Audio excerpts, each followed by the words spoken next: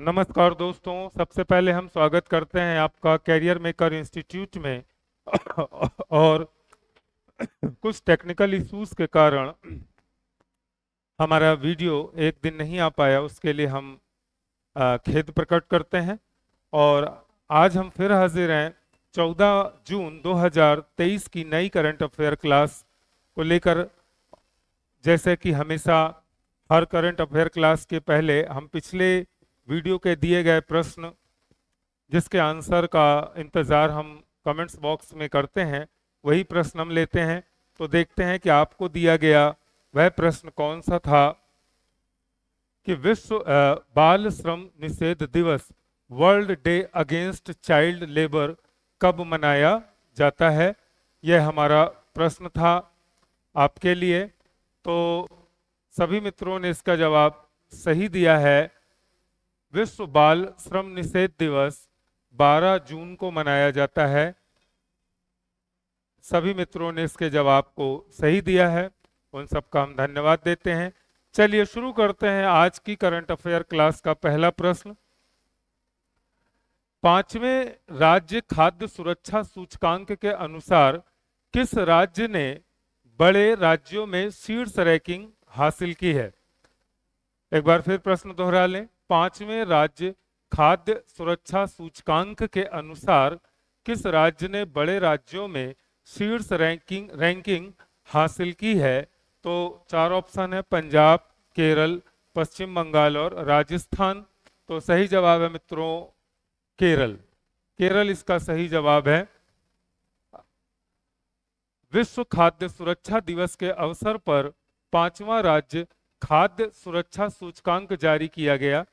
इसने खाद्य सुरक्षा के 6 अलग अलग पहलुओं में राज्यों और केंद्र शासित प्रदेशों के प्रदर्शन का मूल्यांकन किया। बड़े राज्यों में केरल ने शीर्ष रैंकिंग हासिल की, उसके बाद पंजाब और तमिलनाडु का स्थान रहा। छोटे राज्यों में गोवा नेता के रूप में उभरा। मणिपुर और सिक्किम के बाद केंद्र शासित प्रदेशों में जम्मू और कश्मीर, दिल्ली और चंडीगढ़ ने क्रमशः पहली 3 रैंकिंग हासिल की।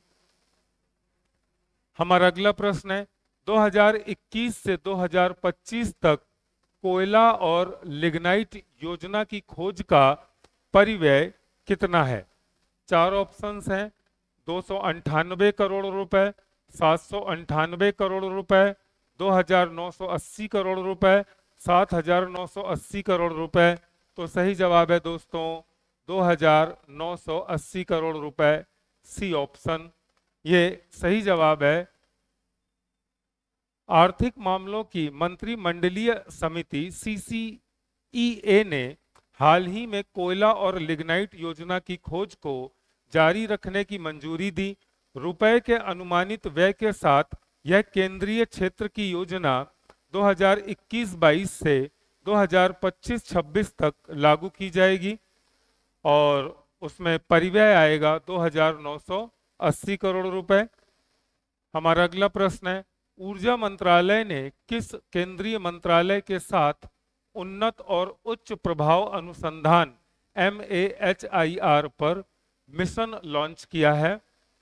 एक बार फिर से हम प्रश्न को दोहरा लें। ऊर्जा मंत्रालय ने किस केंद्रीय मंत्रालय के साथ उन्नत और उच्च प्रभाव अनुसंधान MAHIR पर मिशन लॉन्च किया है। 4 ऑप्शंस हैं हमारे पास, नवीनीकरण ऊर्जा मंत्रालय, इस्पात मंत्रालय, MSME मंत्रालय, विज्ञान और प्रौद्योगिकी मंत्रालय। तो दोस्तों इसका सही जवाब है नवीकरणीय ऊर्जा मंत्रालय। विद्युत मंत्रालय और नवीन और नवीकरणीय ऊर्जा मंत्रालय ने संयुक्त रूप से बिजली क्षेत्र में उभरती प्रौद्योगिकियों की पहचान करने और भारत के भीतर और बाहर तैनाती के लिए उन्हें स्वदेशी रूप से विकसित करने के लिए उन्नत और उच्च प्रभाव अनुसंधान MAHIR पर मिशन लॉन्च किया है। मिशन का उद्देश्य बिजली क्षेत्र में नवीनतम और उभरती प्रौद्योगिकियों के स्वदेशी अनुसंधान, विकास और प्रदर्शन को सुविधाजनक बनाना है। हमारा अगला प्रश्न है, महिला एवं बाल विकास मंत्रालय ने किस कंपनी के साथ मिलकर अमृत जनरेशन कैंपेन नए भारत के सपने लॉन्च किया है? चार ऑप्शंस हैं, मेटा, माइक्रोसॉफ्ट, गूगल और एप्पल। तो सही जवाब है मेटा। मेटा जो फेसबुक के संस्थापक मार्क जुकरबर्ग का ही है। प्रश्न एक बार फिर से समझ लें, महिला एवं बाल विकास मंत्रालय ने किस कंपनी के साथ मिलकर अमृत जनरेशन कैंपेन नए भारत के सपने लॉन्च किया? सही जवाब है मेटा। अमृत पीढ़ी अभियान नए भारत के सपने हाल ही में मेटा और महिला एवं बाल विकास मंत्रालय द्वारा शुरू किया गया था। इसका उद्देश्य भविष्य के लिए अपनी आकांक्षाओं और सपनों को व्यक्त करने के लिए प्रोत्साहित करके भारत के युवाओं को सशक्त बनाना और उन्हें शामिल करना है। हमारा अगला प्रश्न है, किस संस्था ने राष्ट्रीय अभियान व्यसन मुक्त अमृत काल शुरू किया है? चार ऑप्शंस हैं, प्रश्न एक बार फिर समझ लें, किस संस्था ने राष्ट्रीय अभियान व्यसन मुक्त अमृत काल शुरू किया है?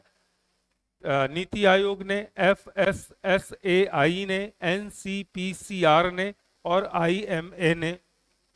तो सही जवाब है दोस्तों ऑप्शन सी, NCPCR।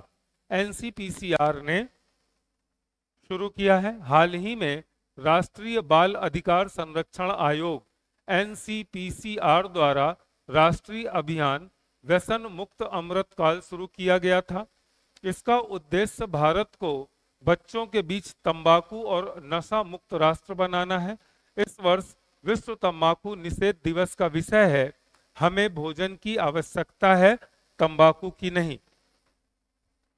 हमारा अगला प्रश्न है, हाल ही में कौन खुद की इंटरनेट सेवा शुरू करने वाला भारत का पहला राज्य बना है? तो सही जवाब है मित्रों केरल। केरल हाल ही में खुद की इंटरनेट सेवा शुरू करने वाला भारत का पहला राज्य बना है। अंतरराष्ट्रीय एल्बिनिज्म माने रंगहीनता जागरूकता दिवस कब मनाया जाता है? तो मित्रों 13 जून, 14 जून, 14 सितंबर, 14 फरवरी इसके ऑप्शन है। तो सही जवाब है 13 जून को अंतरराष्ट्रीय एल्बिनिज्म रंगहीनता जागरूकता दिवस मनाया जाता है। इस बीमारी में पूरे शरीर से जो ब्लैक पिगमेंट होता है वो खत्म हो जाता है और शरीर का प्रत्येक हिस्सा बालों सहित सफेद हो जाता है। हर साल 13 जून को अंतरराष्ट्रीय एल्बिनिज्म माने रंगहीनता जागरूकता दिवस मनाया जाता है। यह दिन प्रतिवर्ष एल्बिनिज्म के बारे में लोगों में जागरूक करने और एल्बिनिज्म से पीड़ित रोगों के मानवाधिकारों के बारे में जागरूकता फैलाने के लिए मनाया जाता है। कई देशों में इन्हें मार दिया जाता है, यह कहकर कि ये जादू टोना करते हैं, तंत्र विद्या करते हैं, यह इल्जाम लगाकर इनको मार डाला जाता है। कई देशों में, भारत में ऐसी खबर नहीं सुनाई पड़ी। हॉकी का महिला जूनियर एशिया कप का खिताब किसने जीता? सही जवाब है भारत। भारत ने हॉकी का महिला जूनियर एशिया कप का खिताब हाल ही में जीता है। यह है हमारी हॉकी टीम। इन्होंने पिछले 4 बार के चैंपियन दक्षिण कोरिया को हराकर यह खिताब जीता है। हमारा अगला प्रश्न है, क्रिकेट का वर्ल्ड टेस्ट चैंपियनशिप किसने जीता? भारत, ऑस्ट्रेलिया, दक्षिण अफ्रीका और इंग्लैंड। तो सही जवाब है मित्रों ऑस्ट्रेलिया। ऑस्ट्रेलिया ने भारत को पराजित किया और वर्ल्ड टेस्ट चैंपियनशिप का खिताब अपने नाम कर लिया। यह है ऑस्ट्रेलिया की team. ICC world test championship final 2023। Team India लगातार दूसरी बार वर्ल्ड टेस्ट चैंपियनशिप का फाइनल मैच हार गई। ऑस्ट्रेलिया ने 209 रनों से जीत हासिल की। 444 रन का टारगेट चेज करते हुए भारतीय टीम आखिरी दिन के पहले सेशन में 234 पर ही ऑल आउट हो गई। हमारा अगला प्रश्न है, हाल ही में किसके द्वारा हमारी भाषा हमारी विरासत नामक एक प्रदर्शनी का शुभारंभ किया गया है? 4 ऑप्शंस हैं, शिक्षा मंत्रालय, संस्कृति मंत्रालय, विदेश मंत्रालय और भारत के राष्ट्रीय अभिलेखागार। तो मित्रों यही इसका सही जवाब है। भारत के राष्ट्रीय अभिलेखागार ने हमारी भाषा हमारी विरासत नामक एक प्रदर्शनी प्रारंभ की है। यह राष्ट्रीय अभिलेखागार संग्रहालय, नेशनल आर्चीव्स म्यूजियम। भारत के राष्ट्रीय अभिलेखागार में संस्कृति राज्य मंत्री मीनाक्षी लेखी द्वारा हमारी भाषा हमारी विरासत नामक एक प्रदर्शनी का उद्घाटन किया गया। प्रदर्शनी भारत की भाषाई विविधता को दर्शाती है और मूल पांडुलिपियों तथा दुर्लभ पुस्तकों के चयन को प्रदर्शित करती है। एक अनुमान के अनुसार विश्व स्तर पर बोली जाने वाली 7111 भाषाओं में से अकेले भारत में लगभग 788 भाषाएं बोली जाती हैं। इस प्रकार पापुआ न्यू गिनी, इंडोनेशिया और नाइजीरिया के साथ भारत दुनिया के 4 सबसे अधिक भाषाई विविधता वाले देशों में से एक है। हमारा अगला प्रश्न है, हाल ही में किस कंपनी को भारत में अपना जीवन बीमा कारोबार शुरू करने के लिए भारतीय बीमा नियामक और विकास प्राधिकरण IRDAI से मंजूरी मिली है? 4 ऑप्शंस हैं, Exide life insurance, G care life insurance, Max life insurance, Go Digit life insurance. तो सही जवाब है मित्रों गो डिजिट लाइफ इंश्योरेंस इसका सही जवाब है। गो डिजिट लाइफ इंश्योरेंस को जीवन बीमा व्यवसाय के लिए भारतीय बीमा विनियामक और विकास प्राधिकरण IRDAI की मंजूरी मिलती है। गो डिजिट भारत में क्लाउड पर पूरी तरह से संचालित होने वाली पहली गैर जीवन बीमा कंपनियों में से एक है और इसने कई चैनल पार्टनर्स के साथ API इंटीग्रेशन विकसित किया है। कनाडा के अरबपति प्रेम वत्स द्वारा समर्थित यह कंपनी भारत की 25वीं जीवन बीमा कंपनी होगी। यह टर्म इंश्योरेंस, एंडोमेंट प्लान और यूनिट लिंक्ड इंश्योरेंस प्लान सहित कई उत्पादों की पेशकश करेगा। गो डिजिट लाइफ इंश्योरेंस के CEO हैं संजय दत्ता वर्तमान में।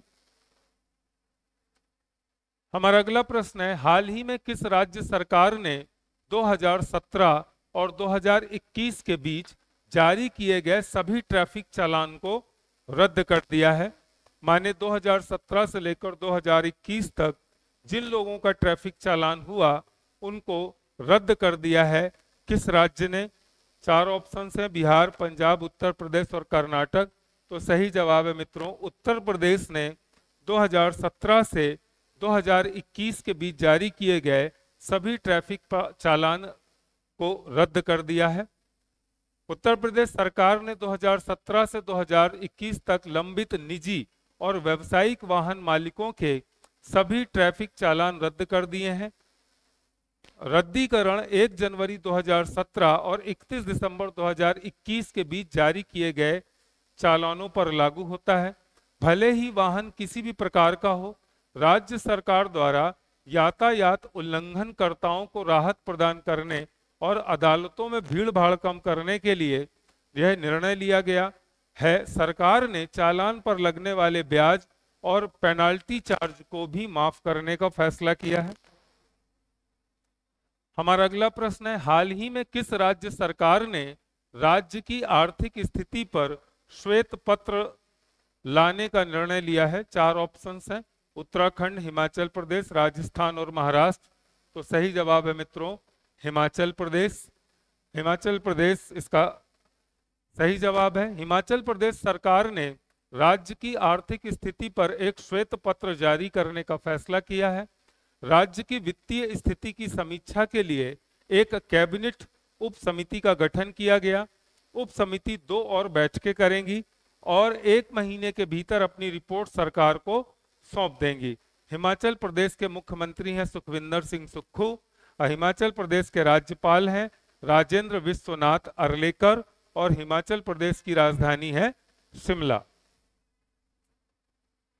हमारा अगला प्रश्न है, हाल ही में एनएचपीसी लिमिटेड ने किस राज्य में 525 मेगावाट की पंप स्टोरेज पावर परियोजना का निर्माण करने की घोषणा की है?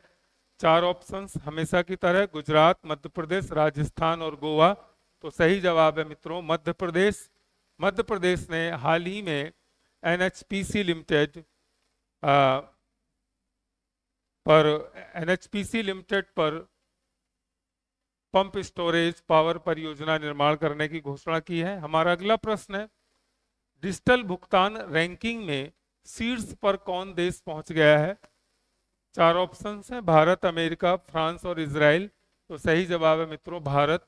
डिजिटल भुगतान, जो हम ऑनलाइन भुगतान करते हैं, हमारे पास बहुत ऑप्शंस हैं, फोन पे, गूगल पे, रोजर पे, यूपीआई आईडी, जो हजारों तरीके हैं हमारे पास, उसे हम डिजिटल भुगतान कहते हैं। उसकी रैंकिंग पर भारत शीर्ष पर है। भारत वैश्विक स्तर पर डिजिटल भुगतान रैंकिंग में टॉप पर है। सरकार द्वारा जारी डेटा के मुताबिक देश में 8.5 करोड़ डिजिटल लेन देन हुए हैं। 2022 में वैश्विक स्तर पर रियल टाइम भुगतानों में भारत का 46% हिस्सा रहा। भारत के बाद ब्राजील, चीन और दक्षिण कोरिया ने सबसे ज्यादा डिजिटल लेन देन किया है। हमारा अगला प्रश्न है, किस देश की नौसेना ने अरब सागर में सबसे बड़ा सैन्य अभ्यास किया?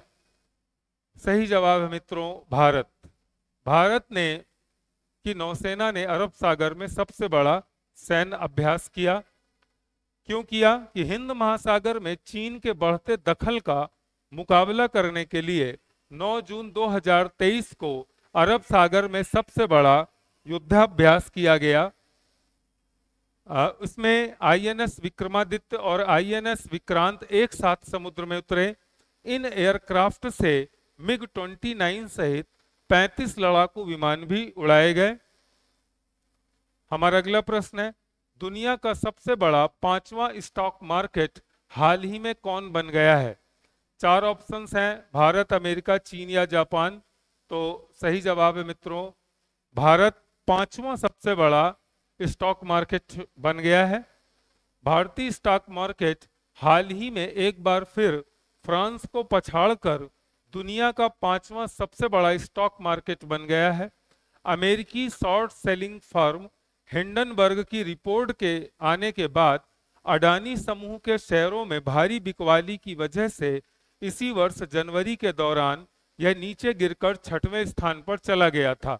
लेकिन अडानी समूह के शेयरों में आई रिकवरी और विदेशी निवेशकों की तरफ से की जा रही लिवाली के दम पर भारतीय शेयर बाजार अपने खोए हुए स्थान को फिर से हासिल करने में कामयाब रहा। स्टॉक मार्केट में साइज के हिसाब से अमेरिका सबसे बड़ा देश है, उसके बाद चीन, जापान, हांगकांग, भारत और फ्रांस हैं। हमारा अगला प्रश्न है, हाल ही में फ्रेंच ओपन चैंपियनशिप किसने जीती है? चार ऑप्शंस हैं, Iga Swiatek, Karolina Muchova, Aryna Sabalenka, Naomi Osaka. तो सही जवाब है ईगा स्वातेक। ईगा स्वातेक ने कैरोलिना माकोवा को पराजित करके फ्रेंच ओपन चैंपियनशिप का खिताब जीता। यह है ईगा स्वातेक आपकी स्क्रीन पर। हाल ही में किस राज्य सरकार ने शक्ति स्मार्ट कार्ड योजना की शुरुआत की है? चार ऑप्शंस हैं, उड़ीसा, कर्नाटक, तमिलनाडु, तेलंगाना। तो सही जवाब है मित्रों कर्नाटक। कर्नाटक ने हाल ही में शक्ति स्मार्ट कार्ड योजना की शुरुआत की है। यह 11 जून से शुरू होने वाली हुई है। राज्य की बसों में मुफ्त यात्रा का लाभ उठाने के लिए शक्ति स्मार्ट कार्ड के लिए आवेदन करने की सलाह दी है। सरकार ने पहले ही शक्ति योजना पर दिशा निर्देशों का एक सेट जारी किया है, जो कर्नाटक में कांग्रेस पार्टी के प्रमुख चुनावी वादों में से एक है। कर्नाटक के परिवहन विभाग के अनुसार महिलाएं 11 जून से इस साइट पर सेवा सिंधु karnataka.government.in के माध्यम से शक्ति स्मार्ट कार्ड के लिए आवेदन कर सकती हैं। हमारा अगला प्रश्न है, किस राज्य का पहला किस राज्य का पहला जिला सुशासन सूचकांक जारी हुआ है? सही जवाब है मित्रों अरुणाचल प्रदेश का पहला जिला सुशासन सूचकांक जारी हुआ है। हमारा आज का अंतिम प्रश्न है जो आपके लिए हमेशा की तरह रहता है, जिसके आंसर आपको कमेंट्स बॉक्स में देना होता है। तो हमारा आज का प्रश्न है आपके लिए दोस्तों कि हाल ही में भारतीय कृषि अनुसंधान परिषद ने किसानों को सशक्त बनाने के लिए किसके साथ MOU साइन किया है? 4 ऑप्शंस हैं, इफको, इसरो, भारतीय रेलवे, अमेजन किसान। एक बार फिर प्रश्न हम दोहरा लें। हाल ही में भारतीय कृषि अनुसंधान परिषद ने किसानों को सशक्त बनाने के लिए किसके साथ MOU साइन किया है? 4 ऑप्शंस हैं, इफको, इसरो, भारतीय रेलवे, अमेजन किसान। इसका जवाब मित्रों आपको देना है कमेंट्स बॉक्स में। हम इंतजार करेंगे। तब तक के लिए हम आपसे विदा चाहते हैं। मिलते हैं एक नई करंट अफेयर क्लास के साथ। तब तक के लिए नमस्कार, धन्यवाद।